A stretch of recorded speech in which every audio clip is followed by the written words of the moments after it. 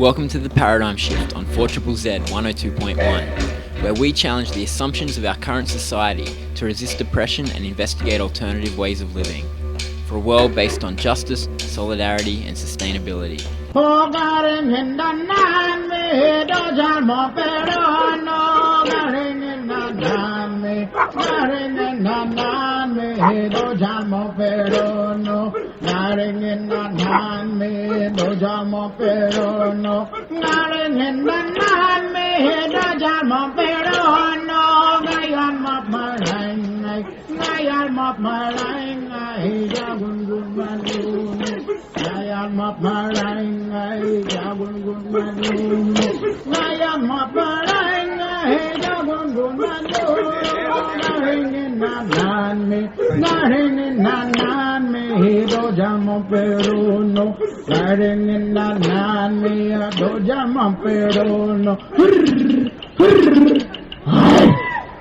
Welcome to the Paradigm Shift on 4ZZZ 102.1 FM. It is your local community radio station. My name is Andy and I will be hanging out with you for the next hour.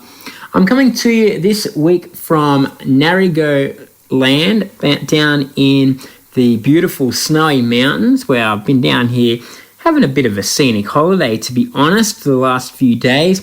But I was down in this part of the world because I've been, over the last couple of weeks, a part of the People's Blockade of the world's biggest coal port, which did happen initially in Newcastle and then in Canberra, where we went to federal parliament during the last week of sitting. And that is what the show is going to be talking about today.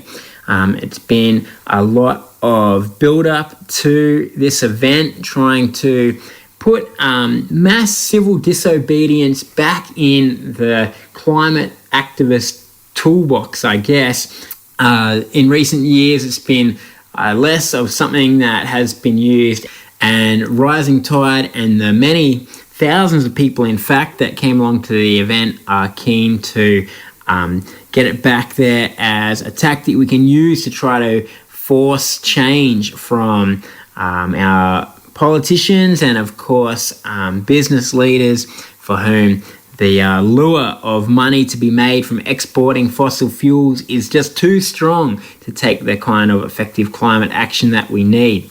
So the blockade first happened in Newcastle, where there was a protestival for most of a week, all kinds of workshops and discussions and experiments in, I guess, direct democracy in a mass group context, and music, and of course some direct action, people paddling out on the water into the Newcastle harbour trying to stop coal ships getting in. It turned out to be a bit harder than everybody had thought it would be because of very determined state government attempts to stop the blockade from happening. But in the end, happen it did, and there were 170 people arrested in Newcastle in one mass blockade. You'll hear more about that from Alexa Stewart, who was one of the organisers. After that, the convoy headed down to Canberra to go to Parliament House and stayed at the Aboriginal Tent Embassy there. I'll speak to John Worker about that, a Canberra activist who was one of the organisers of that part.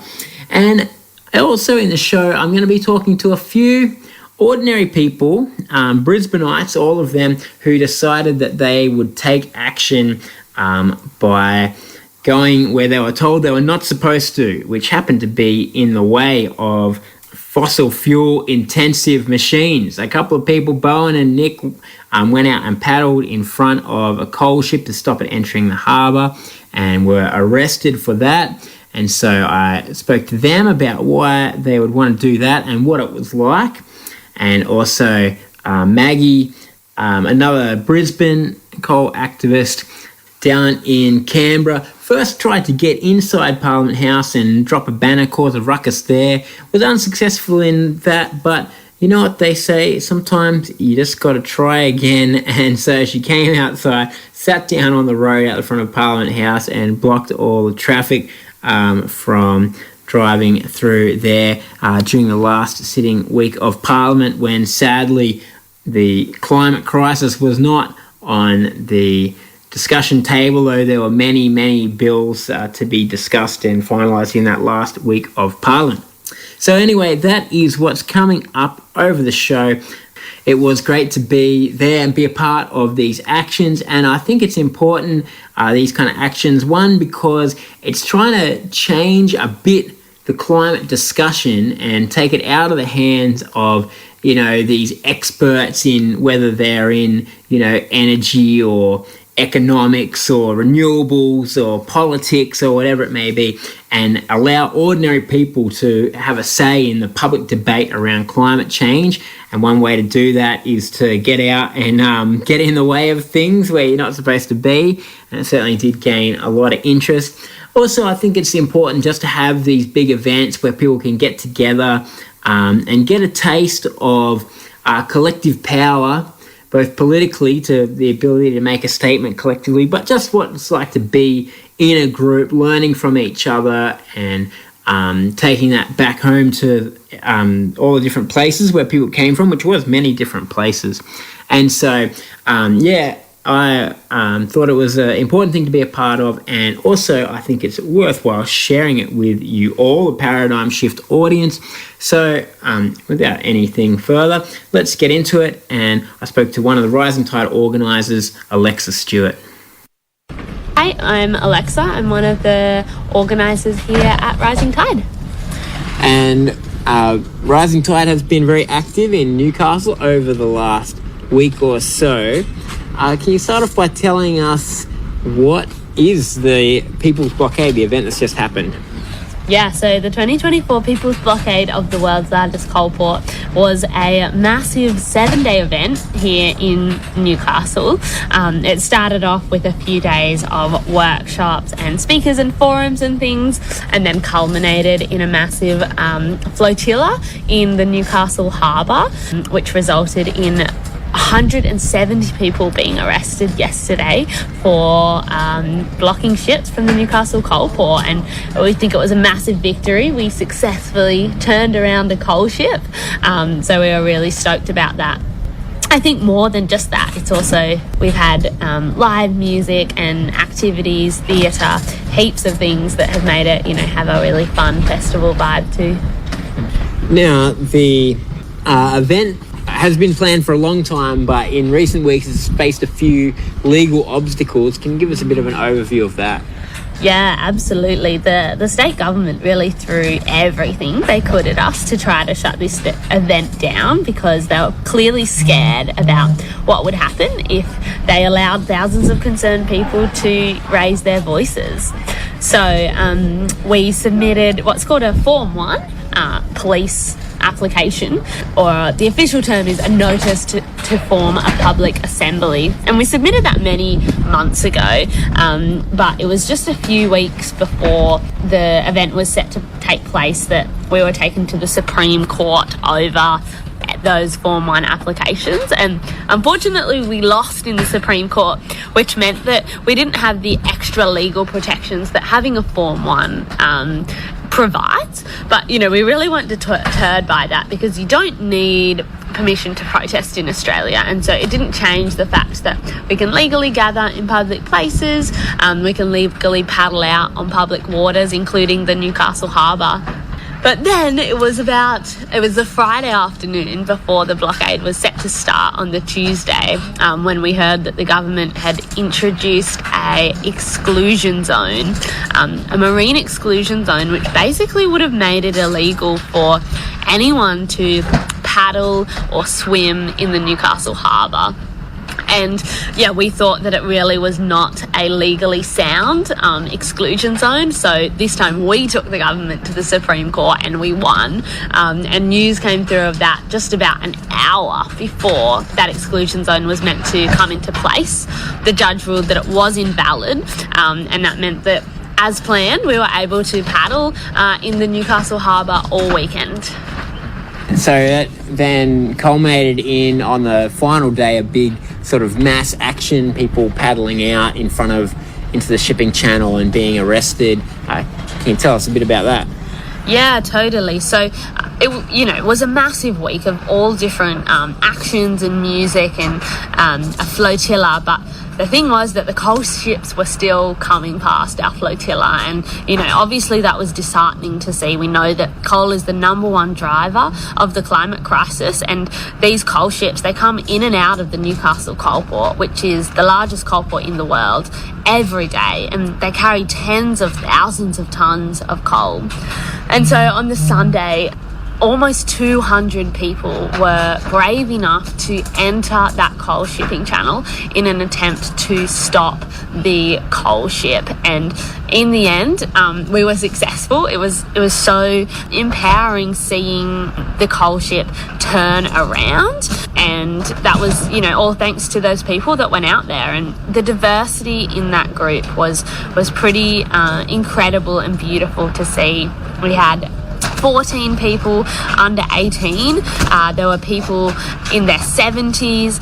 There were doctors. There were flood survivors from Lismore. There was Newcastle locals. Just the biggest and most diverse bunch of humans who were willing to sacrifice a lot to make sure that we send a crystal clear message to our government that if they're not going to take on the fossil fuel industry that's burning our future, then we the people will. Do you want to tell us a bit about the strategy of why, I suppose, Rising Tide, I guess, is a year of pumping up to do one big mass action? Why do you think that's important? Yeah, I think this year we did decide that we wanted the People's Blockade of 2024 to be absolutely massive, and we've seen that it has been. We've had so much media coverage. We've made global news. We've, really made a splash in not just Newcastle, but the whole of Australia, and as I said, globally. And I think, events like these, they don't just organise themselves. We had over 33 volunteer teams who were in charge of organising everything from first aid to security to the action to water safety, music, all of that. And Rising Tide is a 100% volunteer organisation, so things like this, they do take time. But I think next year, we've got even bigger plans, and we will be having another mobilisation in Newcastle in November. But that's not all we're going to be doing next year. We're also intending on having a disruptive campaign targeting both the major parties in the lead up to the election, because we want the public to know that both major parties are failing on climate, and both major parties are continuing to approve new coal and gas projects. So, this year there were thousands more people than there were last year, and we're confident that there will be thousands more people next year, and that's how we know that we're winning. And people have come from all across the country to come to this, and it's a gathering point, I guess, for a national climate movement. I guess, what do you hope happens when people go back to their own cities? What does it look like from this? Yeah, we hope that people leave this event feeling really inspired. I think, things like this is just a massive show of agency. It's a show that, despite our government's best attempts to silence us, we just cannot be silent. So hopefully people do leave feeling inspired, and we've got Rising Tide groups all around the country, and we really hope that people go home and join their local group and help us build this movement that is both a national movement, as I said, targeting politics and calling on our government to do better, and also targeting Newcastle, which is a site of global significance. It is the world's largest coal port and is responsible for almost 1% of global climate emissions. So yeah, we've really just got started, and I think we're looking for all hands on deck to help us build a historic, unstoppable climate movement. All right. Thanks very much, Alexa. Thanks for having me. You are listening to The Paradigm Shift on 4ZZZ. We were speaking with Alexa Stewart, who was one of the organisers of that event, and there were several thousand people came along during the days. And as Alexa mentioned, there were 170 who decided they would paddle their kayaks out into the shipping channel where the coal ships come and go from the Newcastle harbour, disrupt the movement of at fossil fuel, and for that they were arrested. A few of them were from our own state of Queensland, including Nick and Bowen, who I spoke to about the experience, what happened, and why they chose to do it. Hi, my name's Bowen, and my pronouns are he and they. Yeah, my name is Nick. My pronouns are he and him. And we're down here in Newcastle, though you have both come from Brisbane, for the People's Blockade of the world's biggest coal port, and both of you got arrested on Sunday. Why did you get arrested? Well, I got arrested because I believe it's important to take action against the coal industry, and one of the only ways that we have left to do it is to resist against the law.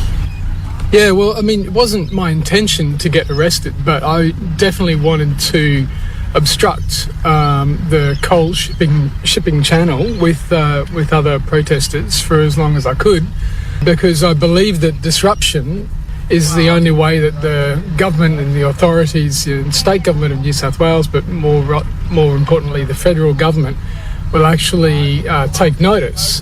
And also, of course, that it would get media attention, which would then get more of the public's attention to raise awareness that we're just not doing nearly enough to address the climate crisis. So I felt that having done, I vote for climate action when I vote, and I've signed petitions and I've written letters and I've spoken to members of parliament, and it's just not happening quickly enough. So I really felt that disruption was the last resort and the only way to really try to push some change on this, some better change on this. All right, so tell us what happened. You're in kayaks. What happens after that? Yeah, we paddled out onto the harbour. We waited for a ship to pass by, and then we felt it was safe to go into the channel. The channel is where the ships come through, and we sort of sat there and waited and occupied the channel until the cops came. They started grabbing our paddles off us and throwing them in the ocean, and then attaching jet skis to our boats and taking us to some speedboats where we climbed in and they took us away. Yeah, a number of us paddled beyond the demarcation line that the police had set up. But when we paddled into the channel, it was completely free of any shipping, and it was completely safe for everyone involved. And then, after a while, I did see police confiscating people's paddles. So then those people were not able to paddle around anymore. And then police started arresting people. What was the experience like? I mean, it's not, I guess, very common to get arrested, and for the two of you, it's not something that's happened very often in your life. How did it feel? I mean, it was very scary because you don't have control in that situation. It's the police who have control over what happens to you. So you just have to stand there and have courage and believe in your convictions and know that what you've done is going towards your own values. Yeah, I felt scared at first as well. More so while I was kind of waiting, paddling around and just waiting until it was my time. I knew I would be arrested and it was my time to come. And but then, once I decided, okay, yes, this is my choice, it's my decision, I'm stepping up, I'm leaning into the discomfort, then I felt surprisingly calm at the moment when the officer came with the jet ski and towed us to the Zodiac.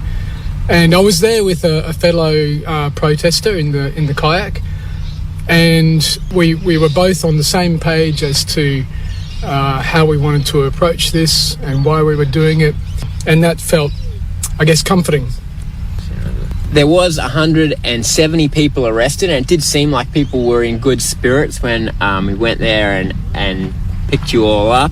What was it like, I guess, the sense of community among people doing it? Yeah, when we arrived there, they'd set up a little marquee for us all to sit in the shade, and so we sort of sat together in power while we waited for the police to process us. Yeah, and we were talking amongst ourselves, and we were making sure everyone was hydrated. The police brought boxes of water.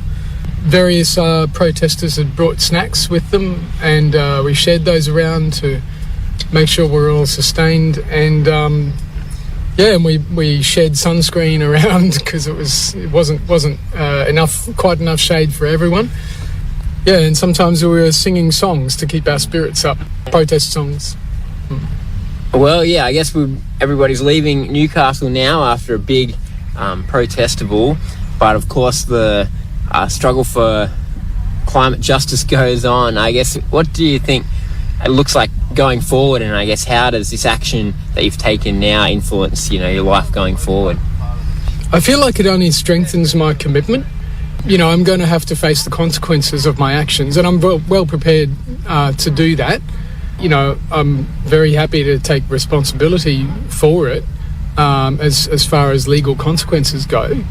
But it certainly motivates me to stay involved with the climate action movement and to step up and, do whatever I can to make sure that real change actually happens, especially with our government. So I feel really well connected to like-minded people. I feel ready to have those conversations with people who disagree with us, and see if we can get more people on board. Yeah, and I'm really happy to be a part of Rising Tide because we have such clear demands and have such a clear target. Shutting down the Newcastle coal port because it is responsible for 1% of the world's emissions, and it's the world's biggest coal port. And taking the fight here back home, we have lots of coal trains that come through Brisbane and set the targets on those. Now that we have sort of this power that we've come down here to do, maybe we can take that back home. I agree. I think that this was a high quality direct action because we were targeting the source of the problem, like the big coal and gas companies that are profiting hugely from this industry and not putting much of that back into the economy. And that's partly the government's fault as well. So yeah, I feel it's relevant to take this back to Brisbane and see what we can do there. All right, thanks very much, Bowen and Nick. Thank you very much, Andy. The People's Blockade of the world's biggest coal port in Newcastle is what we have been talking about on the show today. You just heard from Bowen and Nick about why they, just two ordinary people, decided that they wanted to take dramatic action for climate by paddling kayaks out into the Newcastle harbour, into the shipping channel, even though they had been told they were not allowed to do so. And they were among a large group of 170 people who did that. And after that, the People's Blockade moved down to Canberra and to Parliament House, where these kind of decisions are made. And so I'm going to move the show on that direction as well now. And I spoke to John Worker, who was one of the organisers of the Canberra part of the People's Blockade. Hi, John Worker. I suppose my profession is climate activist. And we've been down here in Canberra for the last few days as part of the Rising Tide People's Blockade, the Canberra Wave. This part of it has been called, and you were part of organising it. I guess there was a specific reason why the blockade happened at Newcastle Port. Why come down here to Canberra? Yeah, well, when you look at the demands of Rising Tide, stop new coal and gas, tax the fossil fuel companies, and close the coal export from Newcastle, they're all political decisions. So what we thought was we'd be doing the physical blocking in Newcastle and then bring the message, the Canberra wave, the wave of the message, then straight to Albanese.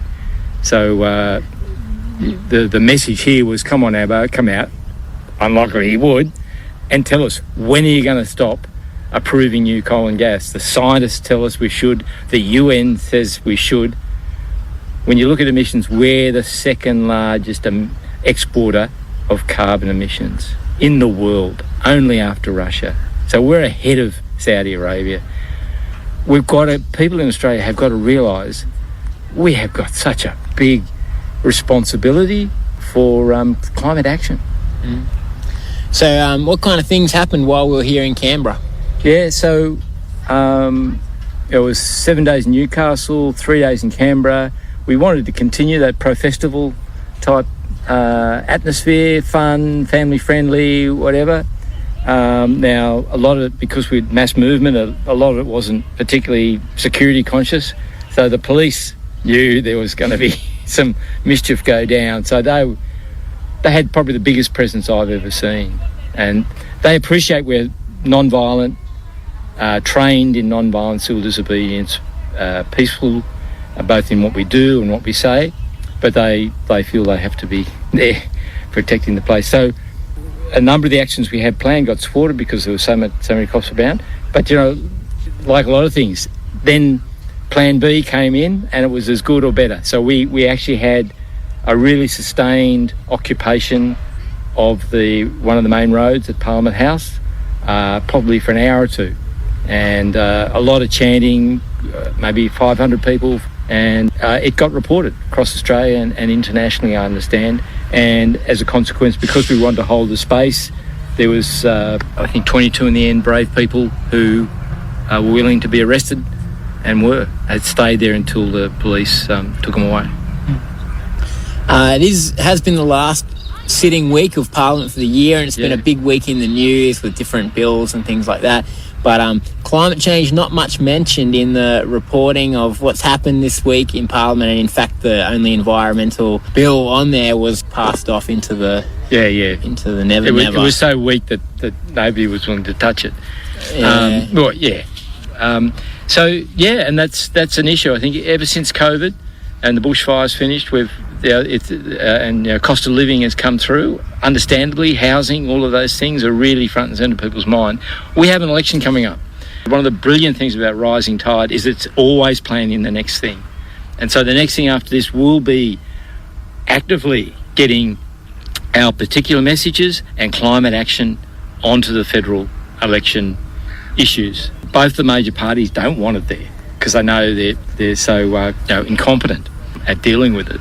Yeah, so that's the next thing, and there's quite a few things planned to how we can use the Rising Tide tactics to get noticed. And just finally, we're here at the Aboriginal Tent Embassy. It's of course a special place and a significant historical place, and we've been camped out here for the last few days. What's the significance of that? Yeah, well, injustice is across society. In a catchphrase, there's no climate justice without First Nation justice.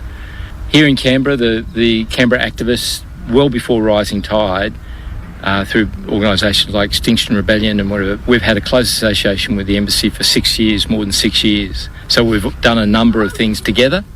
So this, again, we approached the embassy and they were very happy to host us here. I think everyone's had a really, really good time, and it's about collaboration. And there was also going on, there was aunties that come across from West Australia about some of the missing sons over there to raise with Parliament. We had Lydia Thorpe have a protest yesterday. So we mucked in, and there was a lot of collaboration across all those things. And, I think a lot of Australians don't connect a lot with that 3% Indigenous population that we have. So to me, this is a great opportunity in a friendly, sort of relaxed way of the communities coming together and better understanding each other. All right. Thanks very much, John. Thank you for your work. Cheers.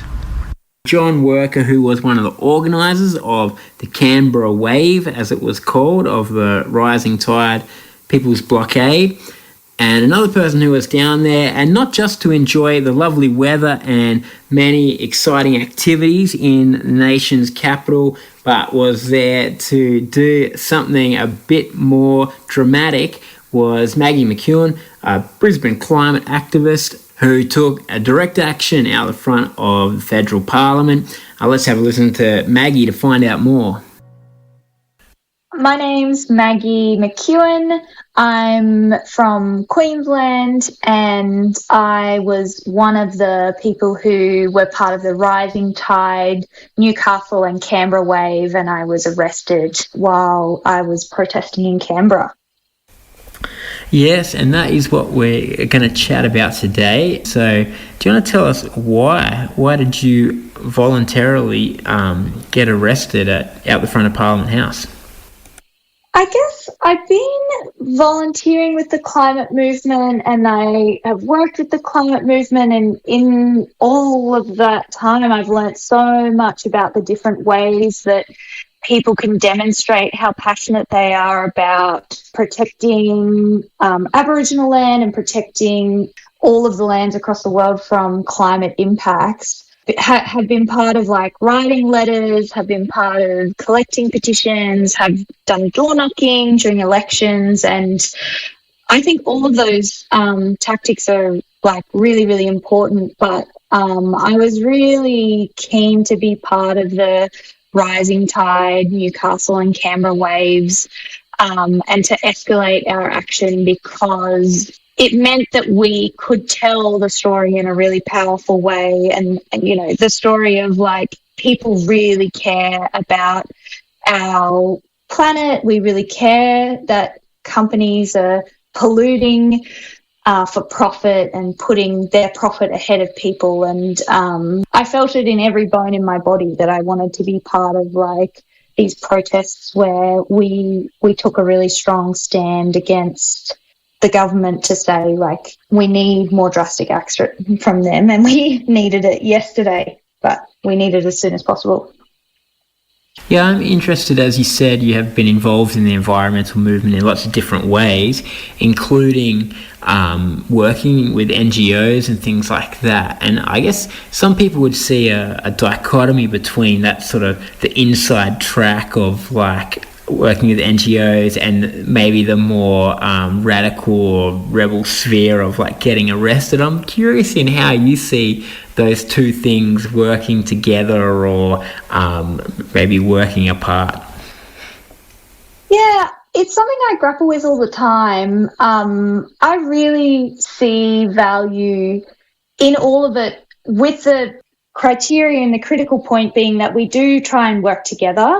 Our actions on the outside can be well informed by when things are going to Parliament and who's saying what in the parliamentary halls. And if we have folks working with government, also like letting us know on the outside, like what's happening when, how can we make our actions most powerful, I think that that's really valuable.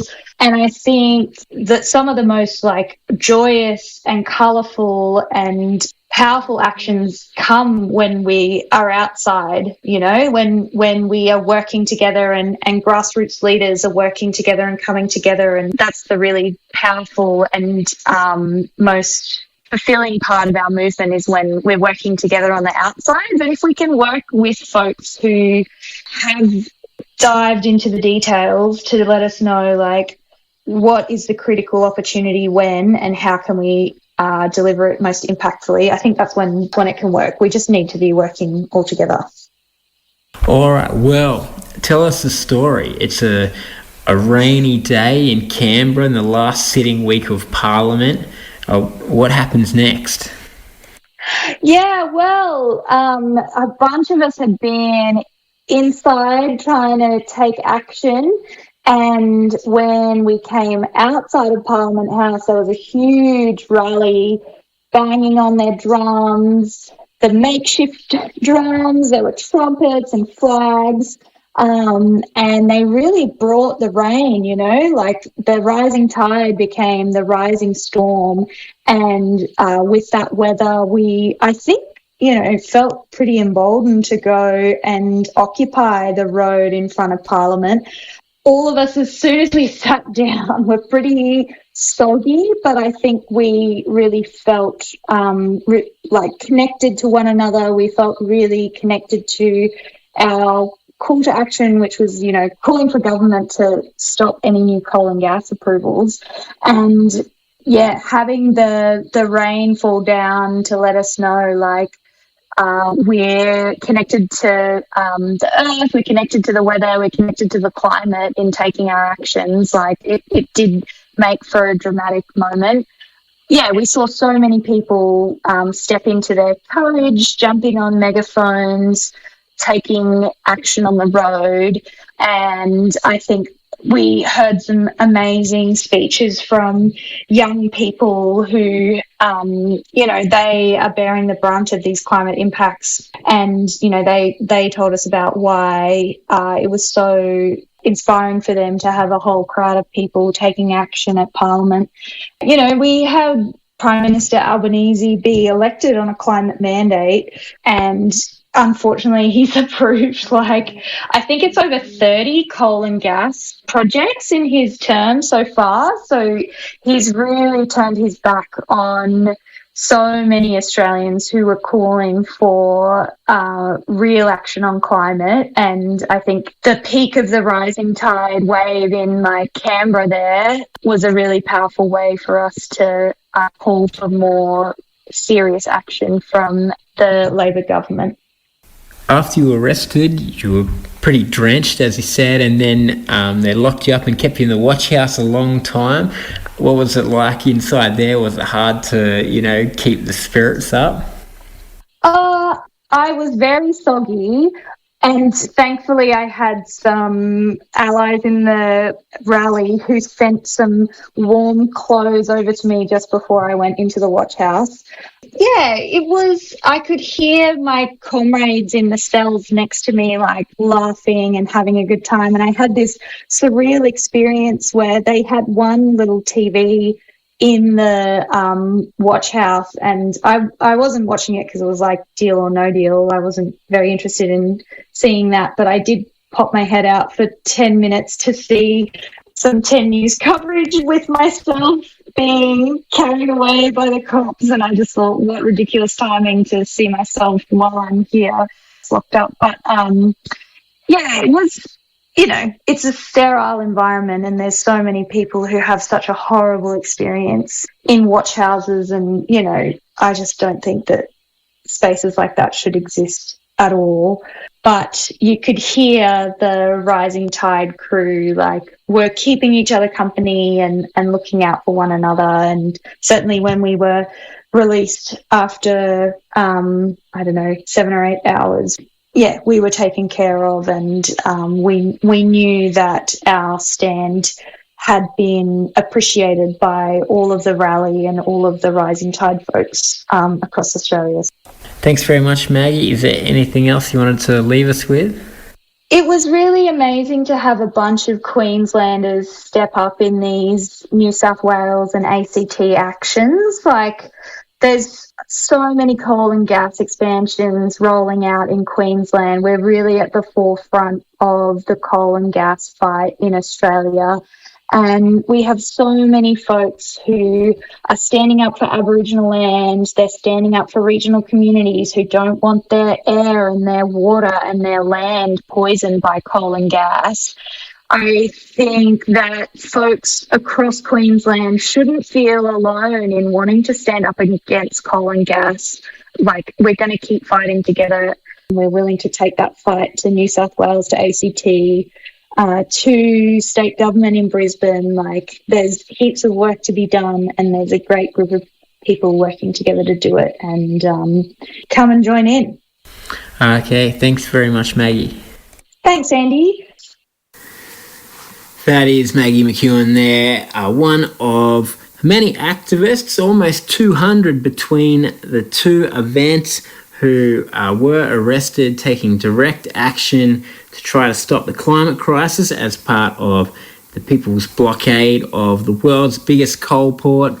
And it has been so great to bring you their stories of the organisers who put a lot of work in, it has to be said, to organise what was a huge event, but also to some of those people who just went down there and contributed. Of course, it was an all volunteer-run event. Everybody who went there contributed in some ways, but these people who took direct action, civil disobedience, And it is such a valuable thing to try to create social change, and it is a tool for the ordinary people who don't have much power, don't have the money or the political clout to go into Parliament House, into those corridors behind the scenes, and where the powerful people get together to plot. Instead, they're out there in the open, putting their bodies where their beliefs are, and also trying to inspire other people to do the same. And that is such a valuable thing about these kinds of mass civil disobedience campaigns. And so I hope you have enjoyed the show today, and Rising Tide will be on again next year, I suppose, in one way or another, but there'll probably be more events through the year, particularly with the federal election coming up. And of course, there's many other climate groups that you can get involved in. And that's the thing about climate change, is it will affect us all. And so we all should be doing what we can to try to be a part of something that can make a better world for us and those who are to come into the future. And here on The Paradigm Shift, we will continue into the new year to bring you voices of those who are trying to be constructive players in the climate crisis, those who are trying to figure out how we can minimize the damage from climate change and maybe organize the society a bit better, and so we can manage not to destroy the world even more in the future. That is about all we have time for. See you next week.